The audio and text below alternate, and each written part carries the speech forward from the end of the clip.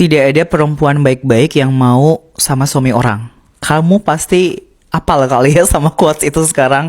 Atau kalimat-kalimat seperti tidak perlu cantik untuk menjadi pelakor. Cukupnya nggak tahu malu aja ya.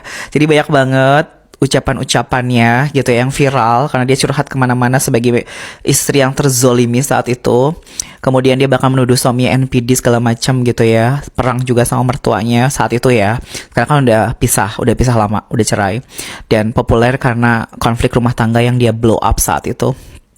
Oke, jadi sekarang malah kebalikannya, dia yang menjadi pelakor, dikonfrontasi sama istri syahnya nggak ngaku, tapi sekarang ngakunya udah nikah dari Agustus, jadi terus bolak-balik. Pokoknya ucapannya tuh nggak pernah ada yang bisa kita pegang, ya, karena semua bukti kan terpampang nyata gitu ya. Tapi ya sudahlah ya, kita tinggal ambil pelajarannya bahwa menyebarkan kebencian kita terhadap NPD atau narsistik gitu ya, itu tidak cukup untuk menghealing diri kita ke dalam. Oke, jadi buat para korban narsistik terus-menerus curhat kemana-mana, podcast kemana-mana gitu ya, bolak-balik ngomongin tentang narsistik, betapa kejamnya si orang tersebut kepada kamu gitu ya, maksudnya betapa terzoliminya kamu gitu-gitu, menghina-hina orang lain gitu ya, itu bukan solusi setelah lepas dari abuse atau manipulasinya narsistik. Karena bisa jadi kamu yang awalnya korban berubah menjadi pelaku gitu, atau memang dari awal kamu tidak pernah jadi korban tapi sama-sama pelaku, kan juga bisa-bisa aja. Jadi the idea of bahwa korban narsistik itu pasti orang baik, itu menurut aku tidak ada referensi yang kuat untuk menyatakan kalimat tersebut ya. Karena korban narsistik juga bisa sesama narsistik gitu loh. Korban narsistik juga bisa sama-sama manipulator gitu. Nah, jadi buat para korban, satu, jangan buru-buru kepedean bahwa kalian hanyalah berperan sebagai korban. Bisa jadi kalian juga pelaku atau enabler gitu ya. Bisa jadi malah kalian membiarkan anak-anak kalian juga terzolimi gitu oleh narsistik. Jadi kita semua harus introspeksi diri gitu. Tentunya jelas kalau kita udah tahu siapa narsistik ya kita detachment, boundaries, clear rock segala macam. Tapi at the same time kita juga healing diri kita ke dalam. Karena kalau kita nggak healing, kita bisa jadi pelaku berikutnya.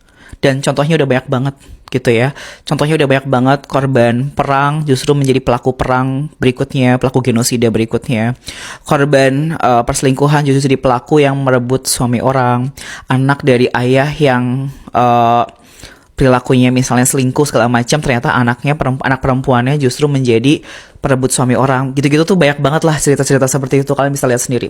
Jadi the thing is, big major step yang terlewat oleh para korban adalah self-healing. Kalau kalian cuma curhat kemana-mana tapi nggak pernah self-healing, ya, cuma performative healing, tau nggak sih performative healing? Jadi kelihatan healing gitu loh, healing yang sifatnya performatif aja gitu, simbol aja, bukan healing yang bener-bener detach sebentar lah dari society selama setahun misalnya, banyak-banyak menyendiri gitu-gitu loh, mendekat ke ilmu, meditasi atau kontemplasi gitu ya, menjauhi popularitas segala macem gitu-gitu. Itu tuh fase yang nggak bisa di skip ya. Jadi buat teman-teman yang justru mendapatkan popularitas hanya karena membongkar aib rumah tangganya sendiri, ada baiknya punya waktu khusus untuk perbanyak menyendiri. Ya, aku nggak nyuruh kalian untuk tiba-tiba off sosial media selama setahun sih. Tapi at least dalam seminggu misalnya ada sebagian besar waktu kalian pakai untuk menyendiri, mendekat ke ilmu, meditasi, self-healing, grounding, and there is so many. Ada banyak sekali cara, metode untuk healing. Nah, buat teman-teman yang tertarik, bisa klik link di bio atau profile TikTok aku untuk ikut webinar. Ada banyak banget volume pilihannya di situ yang sangat relevan dengan para korban narsistik ya. Jadi healing itu sifatnya aktif, konsisten, dan komitmen. Bukan sesuatu yang sifatnya pasif, sesekali, iseng, atau cuma performatif yang hanya tujuannya untuk supaya kelihatan lagi healing aja. No, not something like that. Healing itu ke dalam.